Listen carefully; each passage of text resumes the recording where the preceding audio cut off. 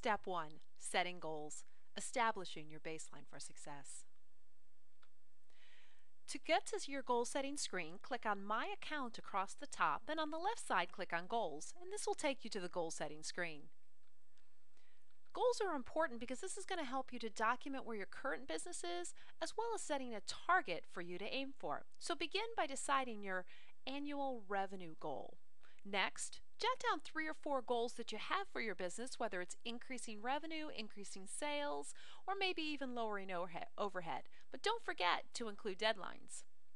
Next, take a look at a baseline for your business. And over the next couple of slides, we're going to go over exactly what establishing that baseline means. Start with the average number of leads per month. This is the number of new prospects that you add to your funnel. For example, how many new contacts are you bringing in and exposing to your business? And because there are several different ways that you can count a contact, we're going to give you a couple examples on how you might do that. For example, if you attended a networking event and you got 10 business cards and you followed up with them to get 5 appointments, you could count this in a couple different ways. Depending on how you qualify a lead, you could either count it as 10 or as 5. Either way, you want to be consistent. And here's a helpful tip. Using a tracking form to count the number of new leads that you get over a 1-month period will help you to establish your baseline. Next, let's look at the percent of conversions. This is the number of new clients divided by the number of leads. What this really means is out of every 100 leads that come through your funnel, how many of those are converted to clients? This number will tell you what your conversion ratio is. And this will also give you an idea of how many new prospects you need to have coming into your funnel in order to increase your number of paying clients.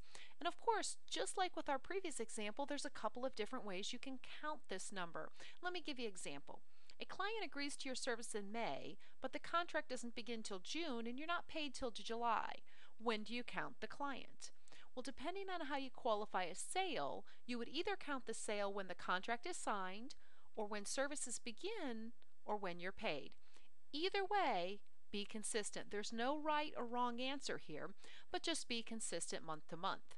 Now, using a tracking form to count the number of new leads will help establish your baseline here as well. Next, let's look at the average repeat sales. This is the number of times your client buys from you in a year or in a lifetime. And again, this is going to help determine your repeat business or your loyalty. And again, here's an example so you can understand. A client purchases a monthly subscription for your product and typically stays on your subscription for 2 years.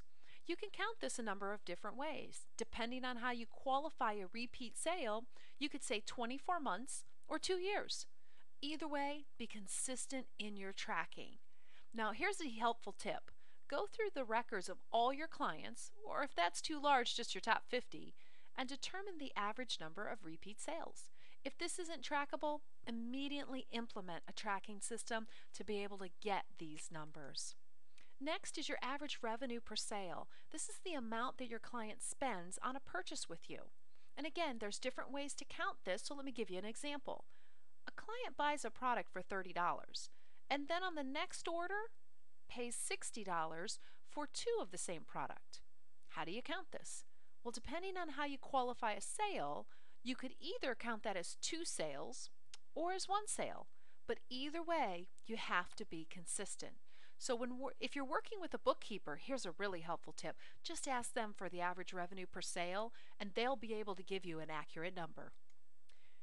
Your average profit per sale, this is also known as your margin.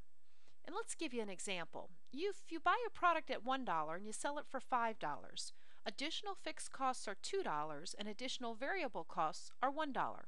How do you count this? Well, depending on how you qualify profit, you could either count the difference between buying the product and selling it without additional costs, with the fixed costs, or with all costs. But either way, be consistent. And again, if you're working with a bookkeeper, ask them for the margin. They'll have a consistent method that they've been using to determine that. Now, here's a couple full tips. Take time to establish this data so you have an accurate baseline. And since leads per month, clients per month, and revenue can be defined differently, determine the criteria before you begin. And when you do that, you're going to have a successful launch to your new business.